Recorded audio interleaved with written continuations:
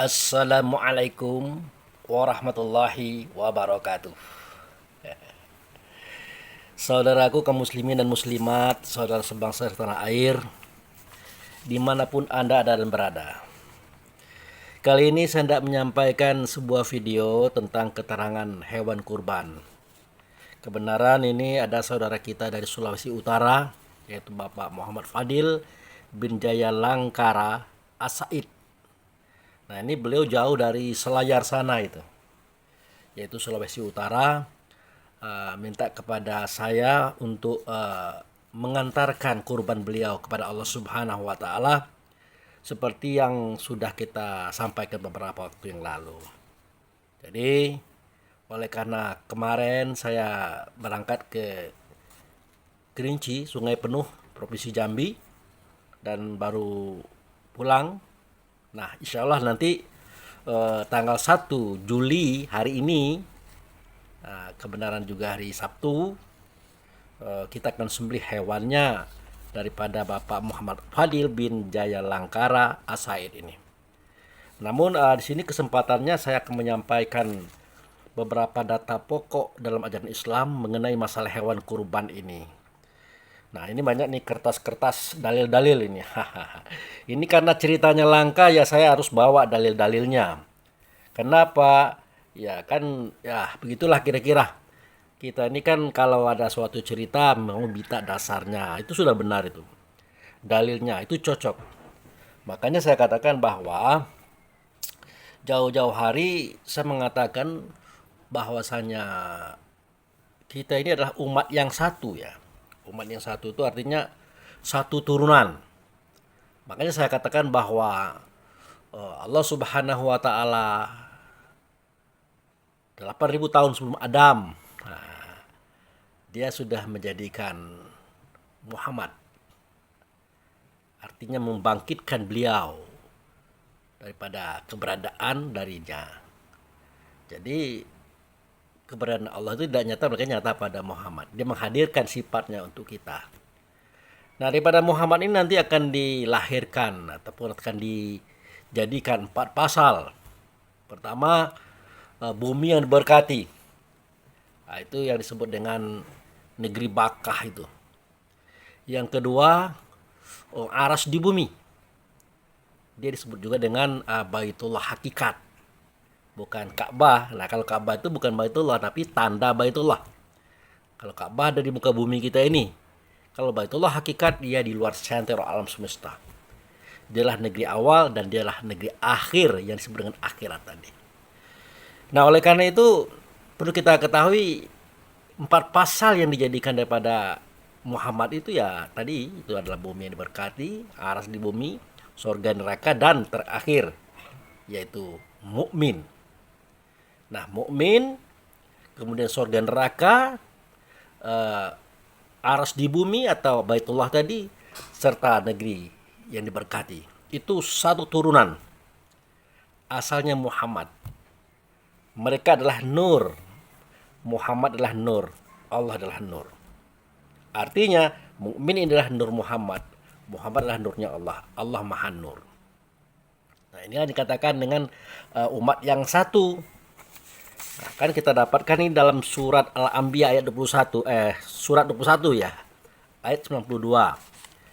Itu kita temukan bahwa Allah Subhanahu wa taala melalui Rasul itu menyampaikan kalimat yang bunyinya begini. Inna hazihi ummatukum ummatan wahidah wa ana rabbukum fa'buduni. Kira-kira begitu bahasanya. Apa itu terjemahannya? Sesungguhnya ini adalah umat, ataupun sesungguhnya kamu adalah umat yang satu, dan aku adalah Tuhanmu, maka mengabdilah kepada aku atau menyembahlah kepada aku. Jadi mukmin itu, Nur Muhammad itu, nanti dari sini akan muncul banyak kaum, banyak umat, banyak makhluk. Tapi ya dari pertama dari Muhammad, kemudian negeri diberkati, aras di bumi, surga neraka, mukmin. Jadi Muhammad itu satu asalnya. menurunkan empat pasal yang dijadikan kepada Muhammad. Satu di antaranya adalah mukmin. Nah, dari mukmin nanti kan diciptakan banyak hal. Makanya kalimahnya adalah sesungguhnya kamu itu adalah umat yang satu. Maka akuilah Tuhanmu, kata Allah melalui Rasul. Nah, mengabdilah kepada aku atau menyembahlah kepada aku. Dalam bahasa lainnya, suarakanlah suaraku, katakanlah kataku, perbuatlah perbuatanku.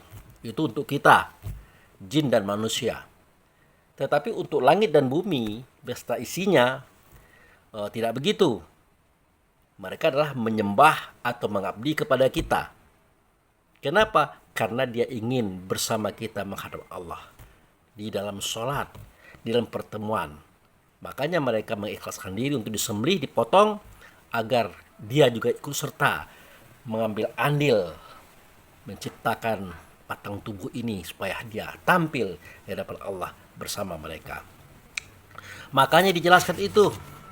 Jangan sampai kita keliru, jangan sampai kita anggap langit itu apa, bumi itu apa, semau-maunya kita, hewan itu apa, semau-maunya kita, tidak bisa begitu.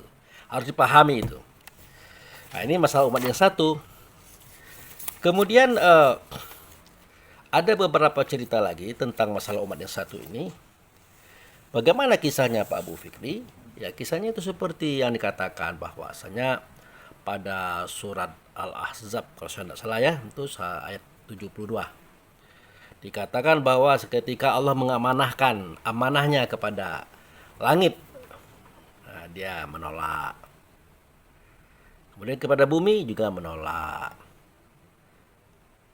Kepada gunung menolak juga, kepada semuanya menolak juga. Akhirnya diamanahkan kepada manusia. Nah, diterima oleh manusia. Nah, dasar manusia itu kata Allah zolim dan bodoh. Nah, di mana zolimnya? Ya karena dia tidak melaksanakan amanah itu dengan baik dan benar. Di mana bodohnya itu? Karena semua isi alam semesta itu pengen minta amanah itu kembali.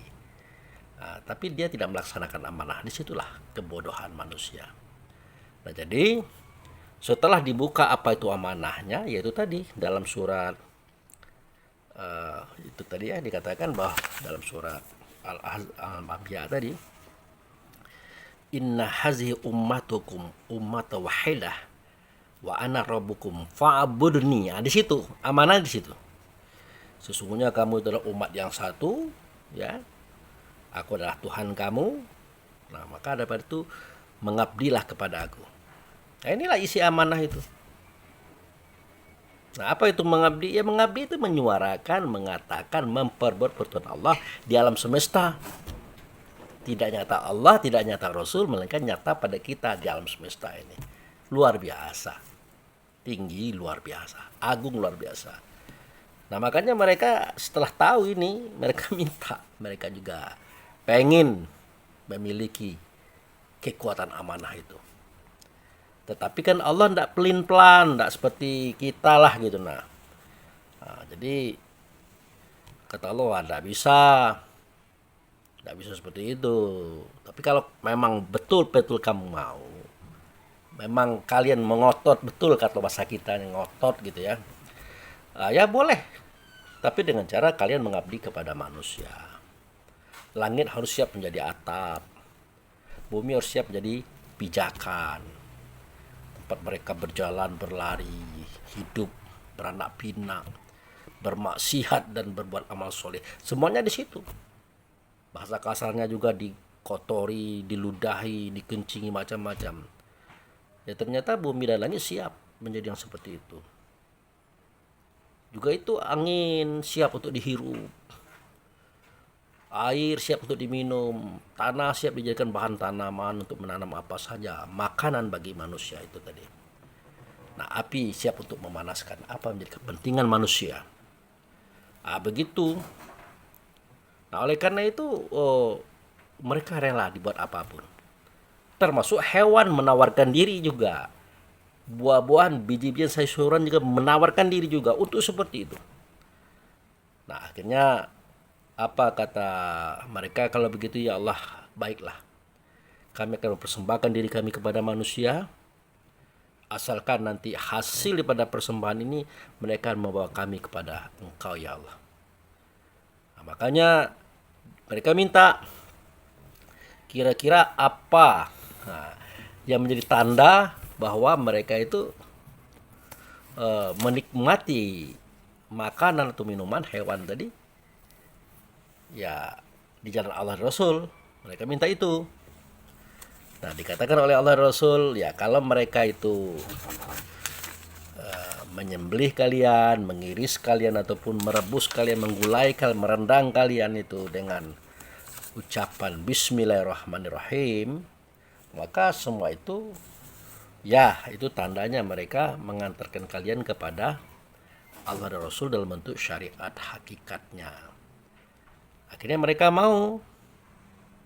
Nah, itulah makanya kita harus paham bahwanya tidak sembarangan pekerjaan ini, tidak main-main. Ya, kita logikakan sajalah, seandainya kita menyembelih hewan kurban ya, seperti onta, kerbau, sapi, kambing, ayam, burung, apa saja. Sayur kangkung, sayur bayam, kubis kol, apa saja. Termasuk juga minum air dan macam-macam apa saja. Semua itu mereka persembahkan dirinya kepada kita karena kita akan berhadapan dengan Allah dan mereka ingin mendukung itu biar mereka juga dapat bagian daripada itu. Makanya oleh Allah Subhanahu wa taala mereka itu diterima harapannya. Nah, mereka pun meminta kita ini punya aturan dengan dia, maka Allah perkenankan. Itu makanya kita tidak boleh sembarangan meminum air, memakan buah, memakan sayur, memakan hewan atau apa saja. Harus punya akhlak, punya adab, punya etika. Kenapa? Karena mereka adalah makhluk Tuhan yang sama dengan kita. Maka dikatakan oleh Allah Subhanahu wa taala tadi bahwa kita ini adalah umat yang satu. Umat yang satu. Bahkan kalau kita perhatikan di sini ada kalimat yang mengatakan bahwa mereka umat yang satu. Nah, mereka juga dikatakan ayat. Nah, persoalan ayat ini yang perlu kita ketahui, banyak saudara-saudara kita di akhir zaman tidak begitu kenal apa itu ayat. Dikiranya ayat itu tulisan. Padahal ayat itu menunjukkan kepada ruh. Nah, itu. Seperti ini.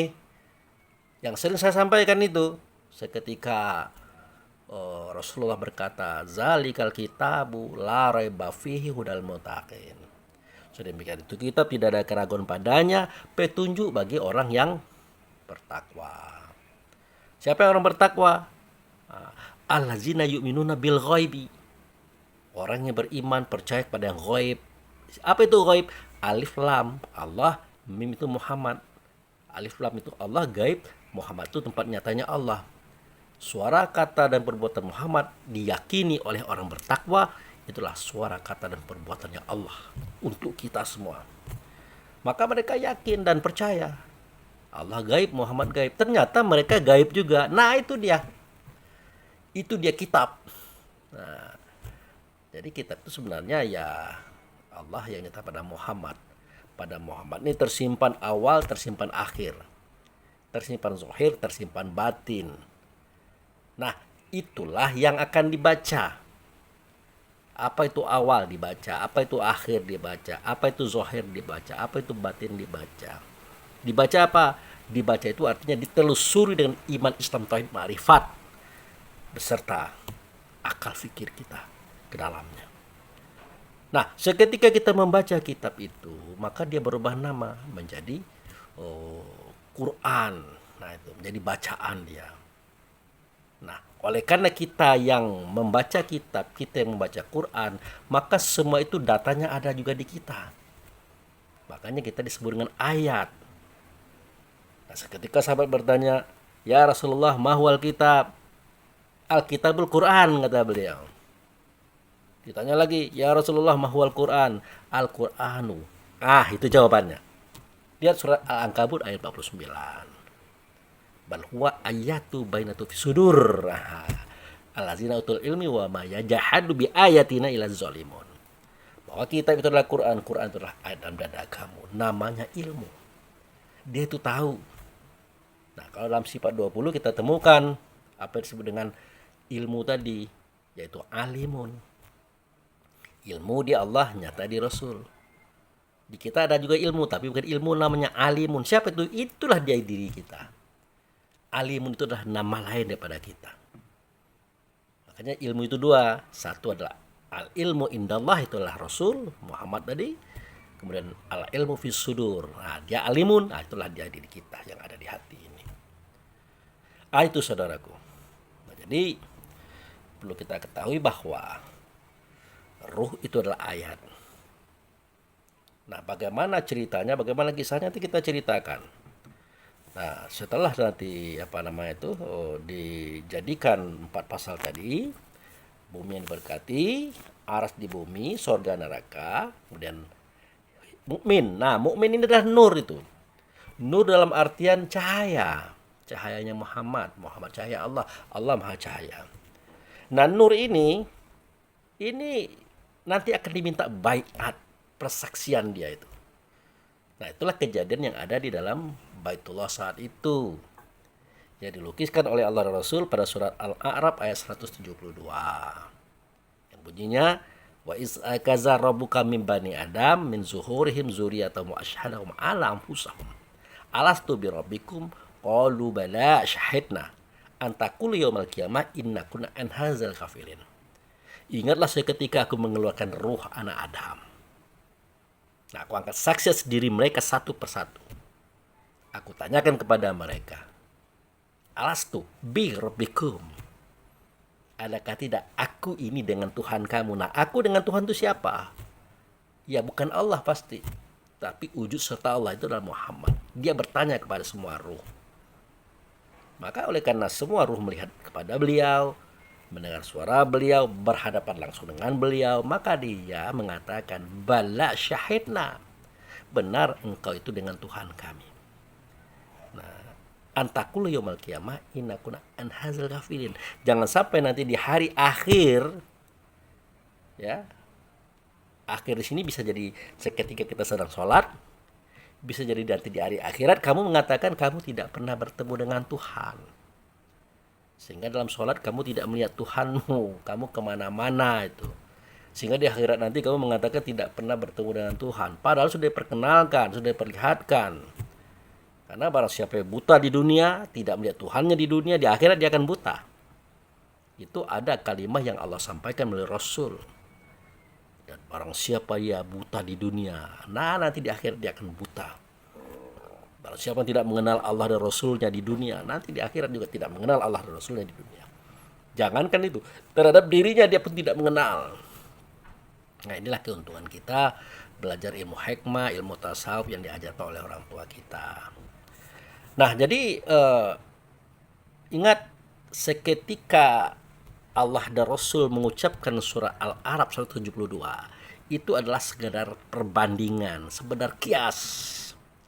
Karena ingatlah seketika aku kumpulkan roh anak Adam. Sebenarnya dia juga berkata, ingatlah seketika aku kumpulkan roh langit, roh bumi, roh gunung, roh sungai, roh danau, roh laut, roh hewan, roh tumbuh-tumbuhan, roh sayur, roh buah-buah, roh macam-macam itu. Nah, sebenarnya dia mau mengatakan itu, tapi kan terlalu rame.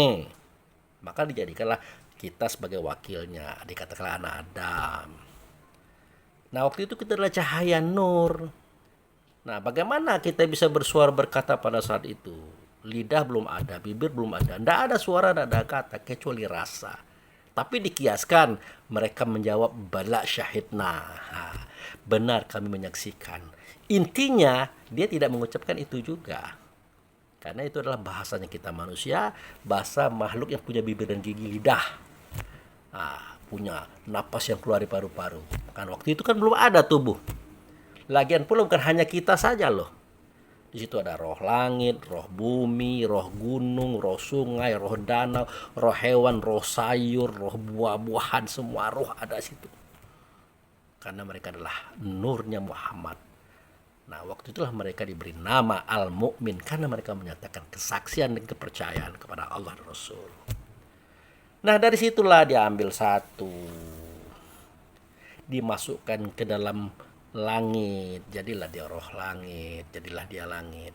Dimasukkan ke dalam bumi juga begitu, ya, ke dalam angin, air, tanah, api, ke dalam sungai, danau dan laut, ke dalam hewan, buah-buahan dan biji. Semua ruhnya itu sama, saudaraku. Sama persis, ayat semua. Makanya pada surat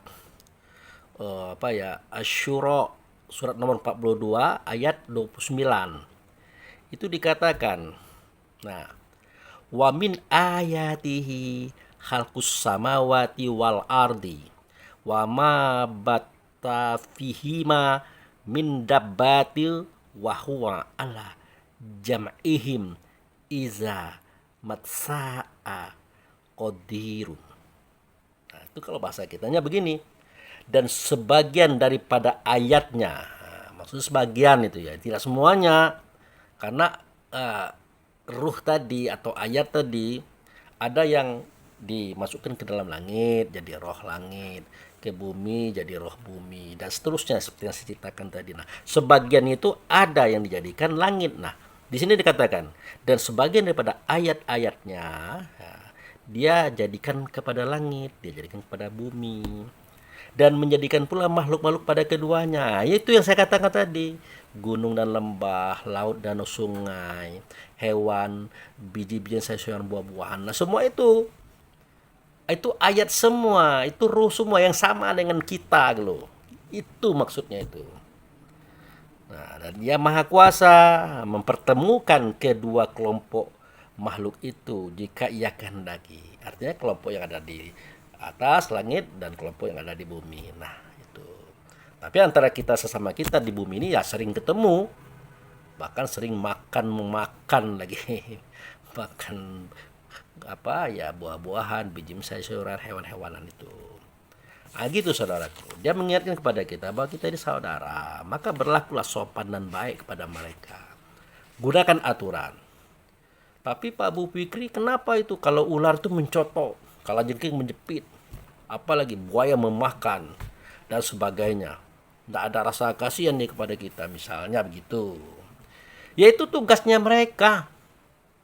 Sama dengan api, tugasnya membakar. Angin berhembus, ya. Sehingga dengan angin tadi mengawinkan antara satu bunga daripada pohon yang satu kepada bunga pohon yang lain. Makanya terjadi pembuahan pada yang namanya buah-buahan, tumbuh-tumbuhan itu. Mereka kan tidak bisa melakukan hubungan, tapi angin ini yang menghubungkan. Itu tugasnya dia. Kemudian angin sudah air. Ya tugasnya membasahi dia. Nah, apapun dibasahi, mau anak raja, mau anak siapa, dia basahi gitu. Tugasnya dia. Kalau tanah itu tugasnya adalah menampung dan menumbuhkan semua tumbuh-tumbuhan. Semuanya itu tugasnya dia. Nah, api membakar, itu tugasnya dia. Jangan pernah kita kata, oh api itu kejam, dia membakar siapa saja tanpa pandang bulu. Itu tugas dia, itu pengabdian dia kepada Allah dan Rasul. Begitu, mau anak raja kita, mau anak presiden, mau anak menteri, dibakar semua oleh dia. Dia tidak pandang bulu. Kecuali kalau Allah mengatakan, Rasul mengatakan jangan dibakar. Nah, tidak mau dia bakar. Contoh Nabi Ibrahim, kan begitu tuh. Nah, ya naru, hai api, ya dinginlah kamu terhadap Ibrahim. Berikan kesejahteraan kepada Ibrahim. Tidak berani dia bakar. Nah, karena pada api ada ruh. Nah, dia mendengarkan suara Allah dan Rasul di situ. Nah, itu. Nah, gitulah buaya, ular, macam-macam. Bahkan nyamuk yang ada di sekitar kita itu, dia mencotok, menggigit itu kan karena ditugaskan begitu. Nah, kalau seandainya Allah larang, dia tidak mau. Makanya saya katakan sewaktu saya bertemu dengan salah seorang saudara saya, ibu-ibu, dia bercerita tentang sakit anaknya, ya di bagian otak, ya di bagian otak itu, maka saya katakan, oh itu tidak apa-apa, tidak usah ditakuti, itu efek daripada bakteri, virus atau apa sajalah namanya, silahkan ahli kedokteran lebih tahu daripada kita. Nah, ingat, penyebab itu adalah makhluk, dia punya ruh, dia punya jiwa. itu dikuasakan Allah atas diri saudara kita yang sakit di otak tadi. Nah, bagaimana caranya? Minta tolong kepada Allah dan Rasul supaya itu di-off-kan, di-stop-kan, jangan aktif. Nanti rusak otak ini, dibedah uang tidak ada. Mahal harganya itu. Syariatnya saya sarankan makan tomat dan makan bawang putih. Nah, hindarkan beberapa hal yang tidak boleh dimakan secara berlebihan jika itu akan menumbuh kembangkan bakteri atau virus yang ada di otak tadi. Begitu disarankan. Supaya apa? Kita paham bahwa walaupun dia itu jahat makhluknya, itu peranan dia, bukan dia jahat, peranan dia itu. Seperti api tadi kan, peranan dia membakar. Kata Allah jangan dibakar, enggak dibakarnya. Dia tergantung bosnya itu. Itu. Maka di sini dinyatakan bahwa langit itu di dalamnya ayat, bumi juga ayat. Dan segala isinya adalah ayat. Kemudian buktinya lagi adalah semua makhluk itu sholat. Nah itu. Jangan kita artikan kita saja yang sholat. Nah itu tidak begitu. Semua makhluk itu sholat. Langit sholat, bumi sholat, ya. Gunung sholat, lembah sholat, laut, sungai, danau sholat, hewan sholat, biji-bijian sholat, sayuran sholat, semuanya sholat. Sholat artinya semuanya berhubungan dengan Allah. Yang nyata ianya Rasul. Bersolawat mereka itu kepada Allah dan Rasulnya. Itu pengertian sholat. Wah, bagaimana itu kalau sungai dia tegak ruku sujud duduk? Nah, jangan begitu berpikirnya. Nah, itu bagaimana gunung dia berdiri ruku sujud duduk? Jangan begitu pengertiannya. Itu kita. Ya, mereka punya cara tersendiri yang Allah ajarkan kepada mereka. Begitu juga laut, gunung, macam-macam itu. Gitu saudaraku ya. Nah, ini keterangannya ada pada surat An-Nur, surat nomor 24 ayat 41. Di sini kita dengarkan bahwa alam taro annallaha yusabbihu lahu ma fis samawati wal ardi wa tayru sofatin kullu qad alima sholatahu. Qad alima sholatahu. Saya ulang 2 kali itu. Wa tasbihuhu wallahu alimu bima yaf'alun. Jadi kalau kita terjemahkan dalam bahasa Indonesia, tidakkah kamu tahu? Nah, ini Allah nanya, Rasul nanya sama kita, tidakkah kamu tahu bahwasanya Allah kepadanya bertasbih apa yang di langit dan apa yang di bumi. Jadi Allah itu melalui Rasul ngomong, kamu tahu enggak bahwa kepada Allah bertasbih yang di langit dan yang di bumi. Kepada Allah, tapi Allah tidak nyata. Tentu nyata siapa? Wujud serta Allah, namanya Rasul. Itulah Muhammad yang kita ceritakan hari ini. Jadi langit dan bumi beserta isinya bertasbih kepada beliau Muhammad Adi. Karena dia adalah wasilah. Nah, jangan pula Anda yang salah paham dikira pula alam semesta menyembah Muhammad, kita menyembah Muhammad. Tidak begitu pengertiannya. Kita menyembah Allah, alam semesta menyembah Allah, sujud dan tunduk kepada Allah. Begitu, tetapi tidak nyata Allah, mereka nyata utusannya.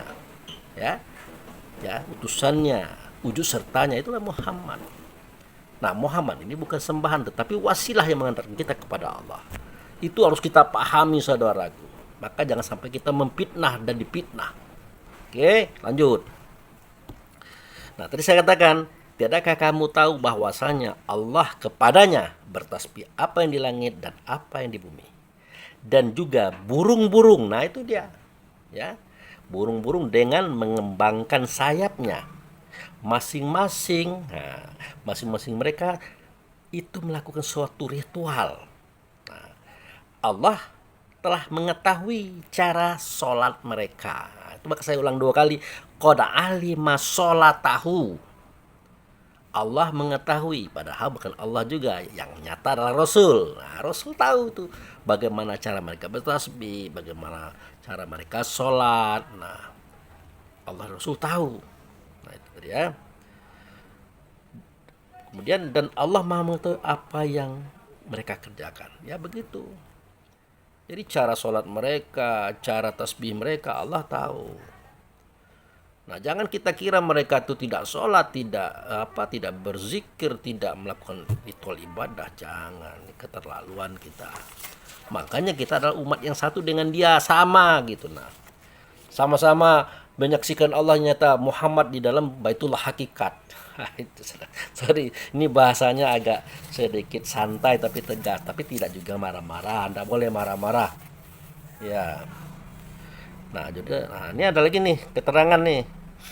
Tidak apa-apa kita main baca karena kita bukan ulama ya. Kita adalah orang yang diberitahu dan memberitahu pula kepada saudara-saudara kita. Ini surat Al-An'am surat Al-An'am ini surat nomor 6 ayat 38.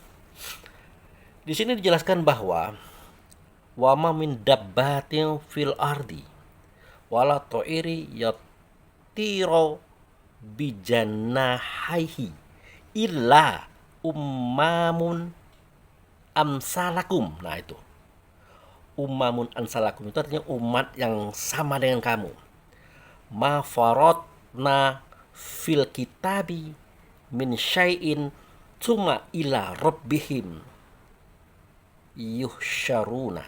Nah ini dijelaskan lagi nih. Ini tentang hewan khusus. Tiadalah hewan-hewan yang ada di bumi, yaitu dan burung-burung yang terbang dengan kedua sayapnya, melainkan umat juga seperti kamu. Nah itu. Saya enggak nih. Ini Allah dan Rasul ngomong loh ini. Saya hanya memperkatakan kata beliau. Nah itu. Saya ulangi lagi ya. Tiadalah hewan-hewan yang ada di bumi dan burung-burung yang terbang dengan kedua sayapnya, melainkan adalah umat kaum yang juga sama dengan kamu. Tiadalah kami alfa akan sesuatu itu dalam sebuah kitab, kemudian kepada Tuhannya lah mereka itu dihimpunkan. Artinya tidaklah Allah itu alfa dalam sebuah kitab. Ya kitab itu tadi alif lam mim itu. Artinya alif lam mim itu ya di dalamnya ada kisah ini gitu nah. Yang diuraikan menjadi cerita kita pada hari ini gitu saudaraku. Nah itu. Jadi ya jangan macam-macam dengan alam semesta ini. Ada aturannya dia. Nah itu. Ini apa lagi nih? Kita bacakan lagi. Nah, jadi langit yang 7 juga bumi beserta isinya bertasbih kepada Allah. Nah ini kisah yang tadi. Tidak apa-apa kita ulangi lagi. Tapi ini surat Al-Isra ayat 17 ya. Surat nomor 17 ayat 44. Jadi banyak nih dalil-dalilnya. Tusabihu lahu samawati sab'a. Nah, kalau sudah sab'a itu 7 ya. Bertasbih kepadanya yang di langit yang jumlahnya 7 itu, wal ardi 7 juga. Nah, wa man fihinna, dan apa saja yang ada di dalam langit dan di dalam bumi ya itu bertasbih kepada Allah dan Rasul. Ingat itu saudaraku, jangan main-main. Wa min say'in illa yusabbihu bihamdihi. Nah, ada hamdi juga di sini ya, ada hamdu juga di sini. Nah, walakin la tafqahuna tashbihuhim. Nah, ini bahasanya tidak sama dengan santri yang nyantren ya. Bacaannya juga tidak sebagus para qori dan hafiz, tapi jadilah yang penting informasinya masuk kepada kita. Nah, di sini dikatakan bahwa langit yang 7, bumi yang 7, dan segala yang ada di dalamnya. Nah, itu yang saya katakan tadi, gunung, lembah, laut, sungai, danau, apa tuh, onta, kerbau, sapi, kambing, burung, ayam, buah-buahan, biji sayuran, apa saja namanya. Nah, dikatakan langit yang 7, bumi dan segala apa yang ada di dalamnya bertasbih kepada Allah. Bertasbih itu artinya mensucikan Allah. Apakah dia mensucikan Allah sama dengan kita cuci piring? Tidak begitu bahasanya. Dia tidak mau menodai suara kata dan perintah Allah atas dirinya. Artinya konsisten dia. Tidak meneko-neko, tidak macam-macam. Tidak kayak kita gitu nah. Kita bertasbih subhanallah, subhanallah, sucilah Allah, suci Allah. Bagaimana kita mensucikan Allah? Bukan Allah yang mau disucikan, dibersihkan wah tidak, bukan Rasul juga tidak. Nah, sucikan, bersihkan apa yang datang daripada Allah dan Rasul. Yang ada pada kita itu yang tidak boleh dikotori. Nah, seketika kita menjaga kebersihan rohani kita, diri kita, jiwa kita, itulah sama artinya kita mensucikan Rasul dan mensucikan Allah. Jangan ngomong subhanallah melulu, tapi kita selalu mengotorkan diri kita. Oke, lanjut. Tak ada satupun melainkan bertasbih dengan memujinya. Tetapi kamu sekalian tidak mengerti tasbih mereka. Nah itu, tidak mengerti tasbih mereka. Jadi langit dan bumi punya cara adab kehidupannya. Ya. Nah, juga begitu gunung dan lembah, sungai, danau, laut, hewan-hewanan. Mereka itu punya cara bertasbih. Nah, maka saya katakan tadi kalau angin dia berhembus, air dia membasahi, bumi dia tempat kita berpijak, api dia membakar, itu cara tasbih mereka. Ular mencotok, buaya memakan, harimau mengunyah, menyantap. Pokoknya itu cara tasbih mereka. Termasuk virus bakteri yang menjadi penyakit pada tubuh badan jasad kita, itu juga cara mereka bertasbih kepada Allah. Jangan ngoceh-ngoceh, jangan marah-marah, ngomel-ngomel, wah sakit mulu ini, enggak begitu, enggak boleh. Itu cara tasbih mereka kepada Allah dan Rasulnya. Makanya saya katakan kalau kita sakit, mengidap penyakit pada diri kita, itu sudahlah, pahamilah, semua itu bermula dari sini, dari hati ini, dari yang di dalam hati itu. Kotornya dia, banyaknya penyakit hati, mulai membenci, mendengki, iri kepada orang. Wah, sudah akan merambah dia ke sini, akan menjadi penyakit. Dan ada petugasnya itu. Nah, itulah dia ada tentara Allah. Jundullah itu ya itu juga termasuk jundullah, tentara Allah, tentaranya Rasul. Bertugas dengan tugas Allah dan Rasul. Bertasbih dia itu. Makanya kalau kita tidak mau sakit, pertama kali bersihkan hati kita. Jangan benci kepada orang, iri kepada orang, dengki kepada orang, apalagi menganiaya orang. Waduh, sangsaralah kita. Nah, itu dicabut, dibuang. Jangan sampai full kepada fisik. Nah, bagaimana cara mencabutnya Pak Abu Fikri? Apakah kita, apakah Pak Abu? Oh, enggak. Yang mencabut dan menyelesaikan masalah roh kita itu adalah Tuhan. Makanya dikatakan yas'alunaka anir ruh qul ruh min amri rabbik wa ma utitu minal ilmi illa qalila. Kalau orang bertanya kepada engkau, wahai Muhammad, siapakah yang mengurus ruh? Yang mengurus ruh itu adalah Tuhan. Nah, siapa dia? Allah dan Muhammad. Allah tidak nyata pada Muhammad ini mencabut. Kapan? Seketika kita di dalam sholat khusyuk kepadanya. Nah, adapun tata caranya ya, metodenya kan sudah saya sampaikan. Mulai pada ingatan, perasaan kesalahan kita kepadanya, ya, berhadapan dengan Ka'bah, mengambil sebagian makam Ibrahim. Disitulah kita berdiri, ruku itu dan sujud.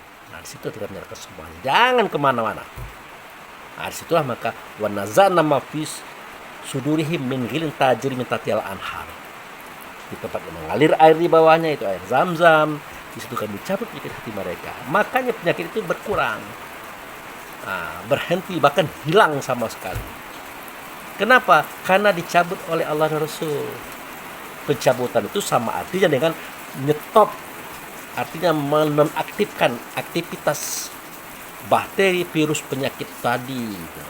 Maka dia ikut apa yang Allah katakan, Rasul katakan. Ini hujan nih, tidak apa-apa, yang penting kita jalan terus. Itu saudaraku ya. Nah, dan kita lihat lagi dalil yang lain. Apakah langit itu berbicara Pak Abu Fikri? Apakah dia ngomong juga? Iyalah, ngomong sama dengan kita. Nah, kalau langit dia ngomong, bumi dia ngomong. Tentu angin, air, tanah, api dia ngomong. Hewan-hewanan juga ngomong dan seterusnya itu. Cuman cara ngomongnya bahasanya kita tidak ngerti. Ya, cuman yang mengerti itu Nabi Sulaiman. Apakah Nabi Sulaiman sendiri? Banyak nabi-nabi lain juga ngerti bahasa hewan. Karena yang diperhatikan oleh mereka itu adalah gerak suara kata daripada makhluk. Makanya dia tidak perlu mengatakan, oh aku tahu maksudnya. Tidak begitu. Dia akan paham sendiri dengan perhatiannya yang baik. Nah, di sini dikatakan langit juga berbicara. Mari kita lihat. Ini keterangannya ada pada surat Al-Fusilat, surat nomor 41 ayat 11. Catat itu, perhatikan ya. Tumastawa ilas samai wahia dukhanu faqala lama walil ardi. Nah, kemudian ada kalimat lagi, i'tiyatu. Saya ulangi lagi, i'tiyato au karha qalat ataina to'i ita. Nah, jadi di sini jelas kalimatnya itu. Kemudian dia menuju kepada penciptaan langit. Nah, ingat ini. Dia menuju kepada penciptaan langit. Dia itu menuju. Ya, dia menuju. Kalau Allah tidak mungkin begini. Allah tidak bertempat dan tidak ditempatkan. Tidak mungkin dia ke sini, dia menuju ke sini. Berarti masih bertempat dong dia. Ya, dia menuju kepada penciptaan langit dan bumi. Kalau Allah tidak mungkin. Kalau Allah kan tidak bertempat dan tidak ditempatkan. Bahkan dia menguasai segala sesuatu. Nah, ini siapa dia yang menuju kepada penciptaan? Berarti dia dari sini pindah ke sini. Nah, siapa ini? Nah, itulah yang mengatakan dirinya Alhamdulillah. Alif lam itu Allah, hamdu itu saya. Allah tidak nyata, maka nyata pada saya. Maka penciptaan langit dan bumi itu diciptakan oleh Rob. Siapa itu Rob? Rob yang menciptakan, yang merancang, yang menjadikan. Nah, itu. Kemudian dia melindungi, mengawasi, dan memberikan aturan pada alam itu. Dalam wujud kasih sayangnya kepada semua makhluk. Itulah dia rahmatan lil alamin. Itulah beliau, itulah Muhammad, saudaraku. Tapi sayang 1000 kali sayang. Kita ini kan memandang Muhammad itu sama dengan kita. Makhluk seperti kita. Padahal tubuh badan jasadnya iya, tapi isi dalamnya tidak, saudaraku. Makanya berkali-kali saya sampaikan pada surat Luqman ya, ayat 25. Walain sa'altahum man khalaqas samawati wal ardi. Jika kamu tanyakan kepada mereka, siapakah yang menjadikan langit dan bumi?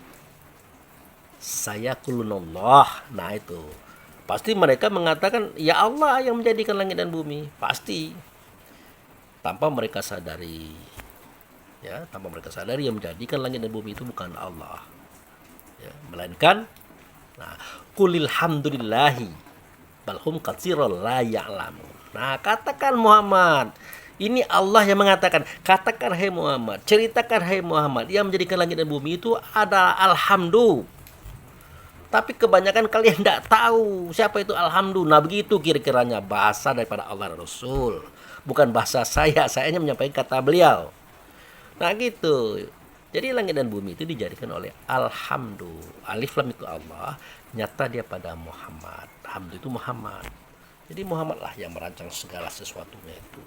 Tetapi mindset ini jangan ingat dia anak Abdullah, anak Aminah, ya, ponakannya Abu Thalib, cucunya Abdul Muthalib. Jangan ingat itu mindset untuk yang paling akhir, oke.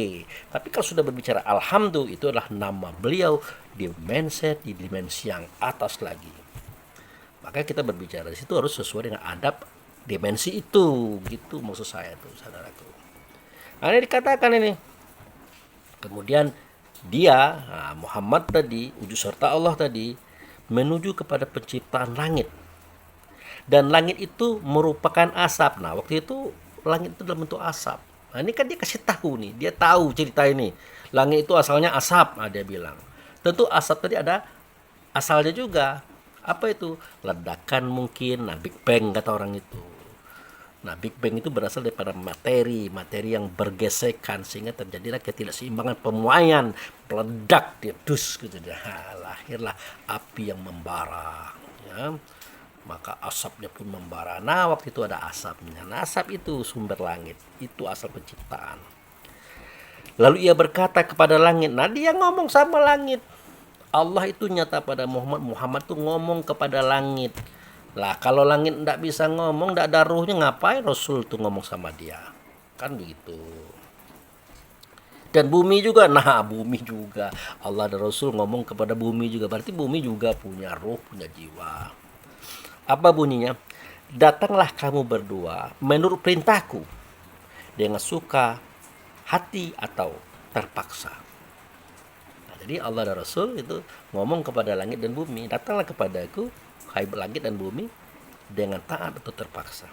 Maka keduanya menjawab, kami datang dengan suka hati. Ya, kami datang dengan keikhlasan, kami datang dengan ketundukan, bukan dengan membangkang seperti kita.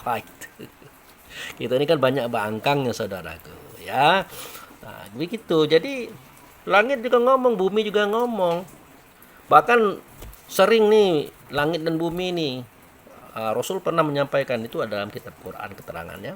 Langit itu sudah retak, sudah pecah, hampir pecah ya, tinggal bur gitu. Nah, kenapa? Karena melihat ulah manusia ini bermaksiat melulu.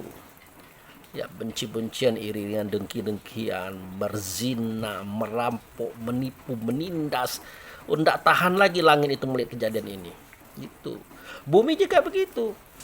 Kadang-kadang ya dia minta kepada Allah, ya Allah bagaimana kalau aku likus semua ini, aku berantakan semua ini. Ya kata Allah, jangan juga. Di atas itu kan masih banyak orang baik-baik, orang yang mau ngaji, bertasbih, berzikir, dan menyebut Allah dan Rasul, dan berpikir sebagaimana kita hari ini berpikir. Jangan dulu kata dia, tapi sekali-sekali bolehlah. Kalau kamu mau joget-joget dikit ya silakan. Kalau kamu mau menyirami mereka dengan air silahkan. Nah itu dia joget-joget dikit, istilah saya ya, artinya dia gempa buminya. Tapi ya Allah, sedikit sekali yang mati, yang kami tekan, kami siksa dengan gempa bumi kami itu. Ya biarlah dulu, jangan semuanya, karena nanti kalau semuanya kan habis kan, kiamat hari tadi. Nah, ini juga, air juga begitu, tiba-tiba gempa tadi ya, dengan gempa tadi, dengan jogetnya bumi tadi ya, air pun ikut menari dia. Nah, jogetnya bumi, air pun ikut menari. Nah, tarian dia membawa kematian, maut bagi orang-orang yang harus mati pada waktu itu. Tapi bagi mereka yang belum harus mati pada saat itu, tidak mati juga. Makanya banyak orang dibawa oleh tsunami tadi, kemana-mana, udah berhari-hari di laut, tapi dia tidak mati ada. Nah, jadi itu. Kemudian ada beberapa tahun yang lalu ya, tahun berapa ya, lupa saya, tahun 78. Itu terjadi tsunami di Banyuwangi. Itu tidak pakai gempa. Nggak pakai gempa, masuk saja airnya tuh. Naik ya. Banyak contoh-contoh tanpa gempa dia jadi tsunami itu banyak saudaraku. Ya. Ini semua dalil-dalil ini saya buat seperti ini untuk meyakinkan kita bahwa ini benar adanya. Bukan cerita saya menceritakan ini. Kemudian kita lihat lagi ada dalil yang menceritakan tentang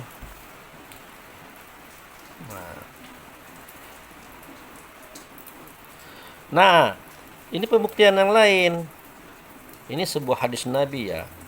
Hadis dari Abu Umamah Al-Bahlil. Riwayat Tirmizi, disahihkan oleh Albani. Nah, ini sebuah hadis.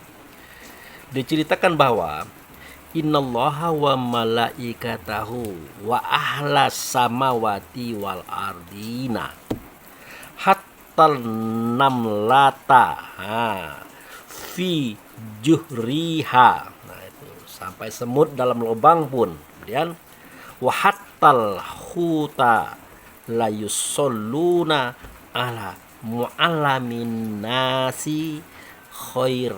Nah itu bacanya dah lancar, tapi tidak apa-apa, yang penting paham. Nah itu.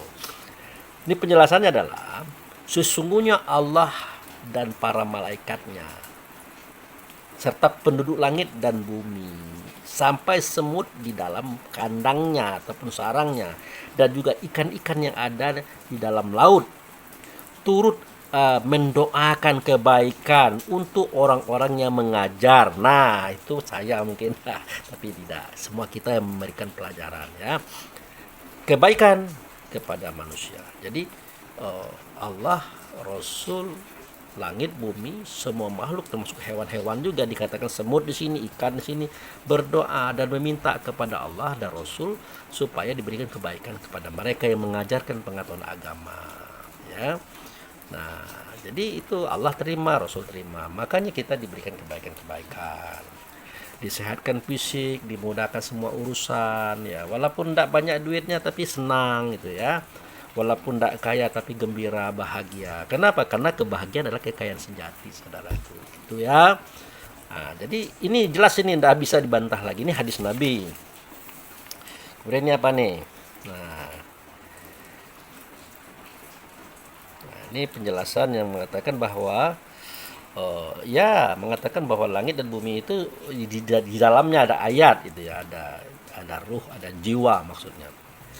Inna fi khalqis samawati wal ardi waqtilafil laili wan nahari la ayati li ulil al absor.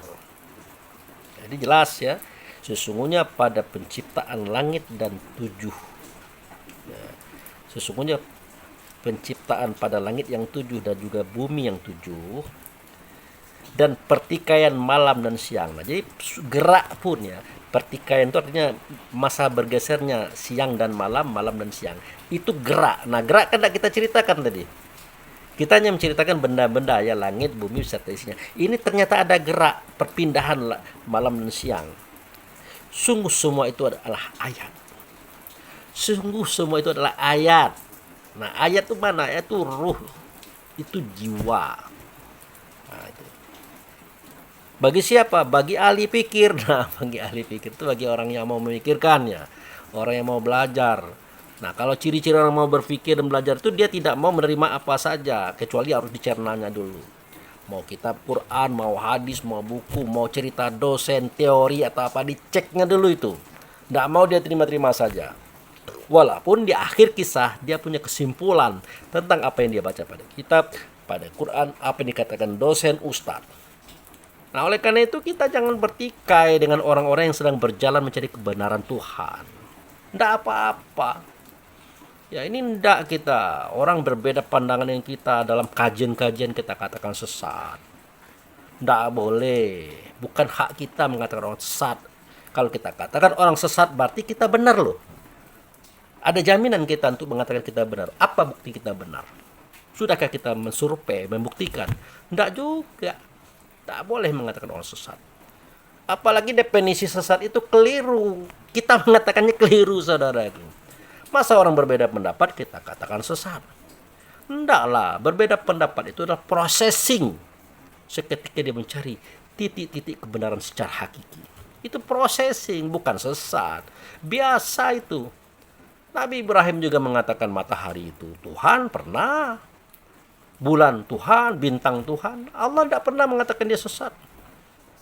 Kenapa? Allah tahu bahwa itu processing menuju kesempurnaan. Nah, ternyata beliau ada tokoh akidah, tokoh tauhid yang diagung-agungkan oleh umat manusia dan alam semesta. Itu Nabi Ibrahim.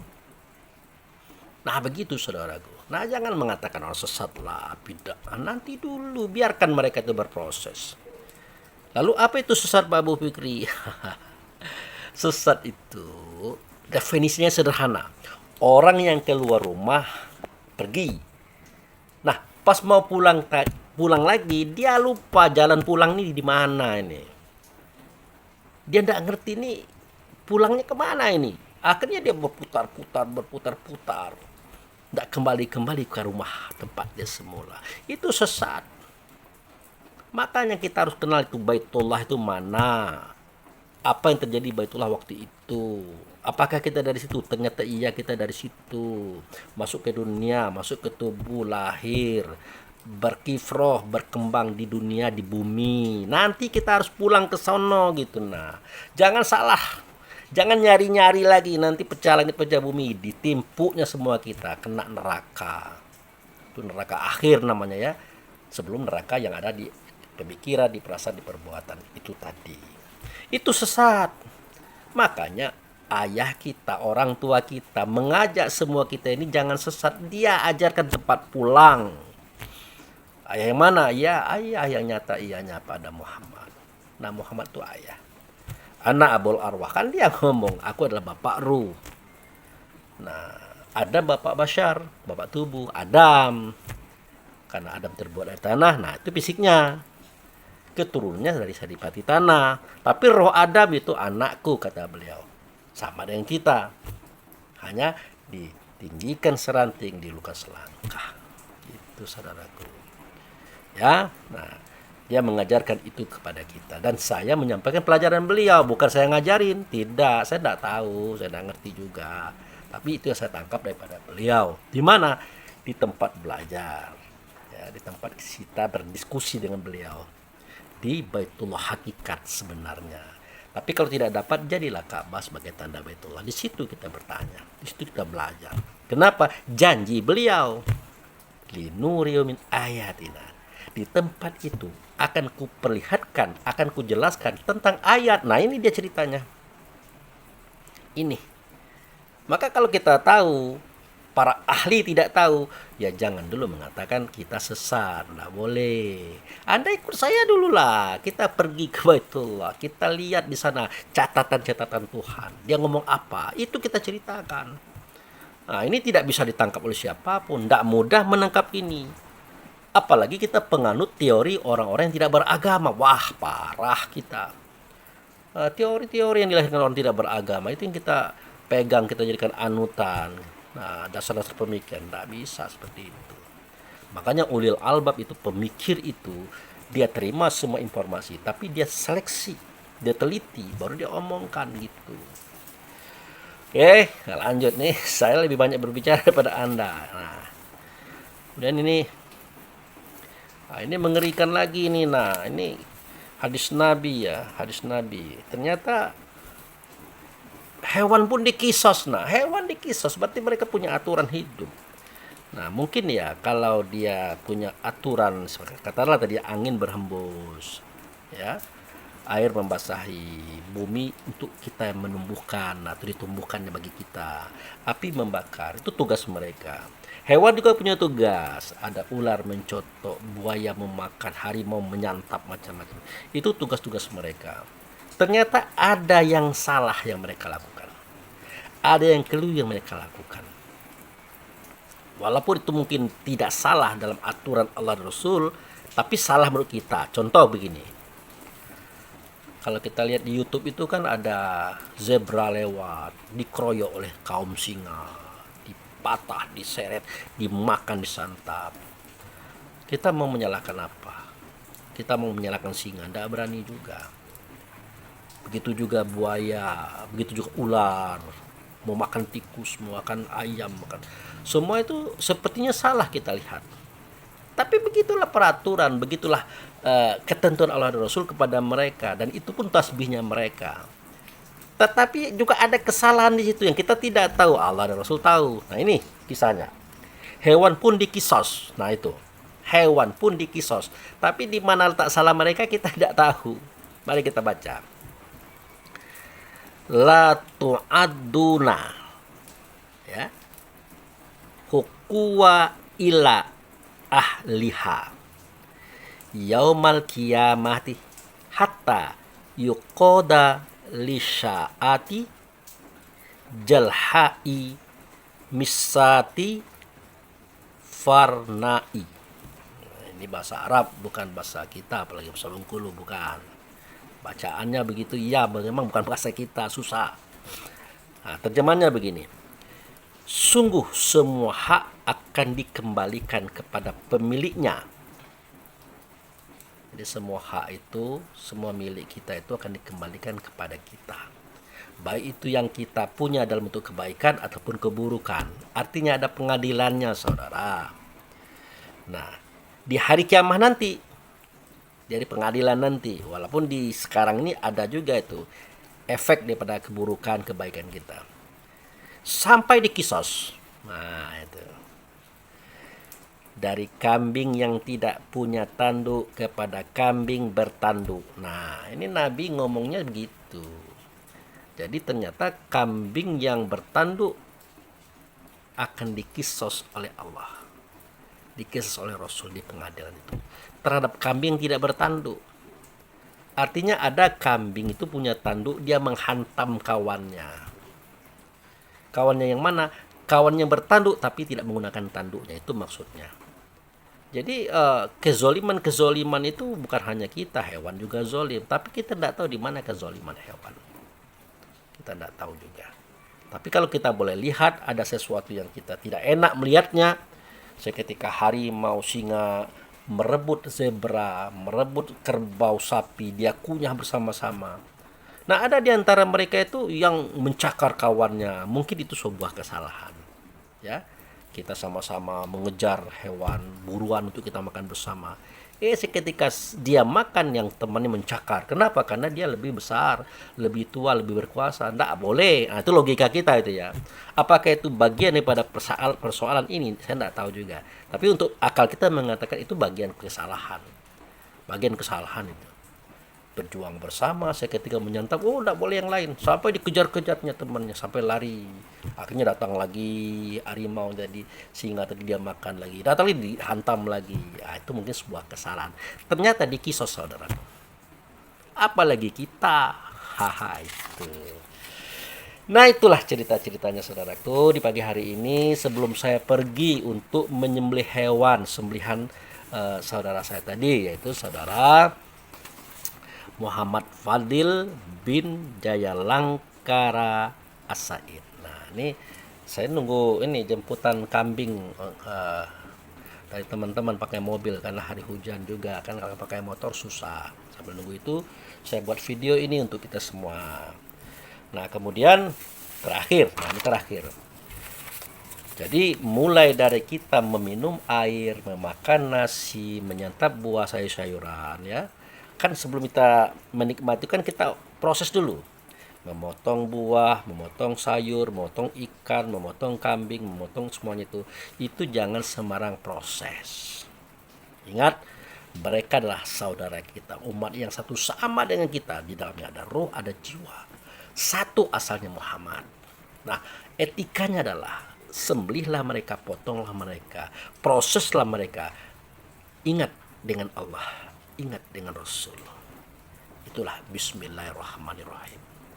Jangan dimakan, jangan diminum sesuatu yang tidak ada bismillahnya, katalah Rasul.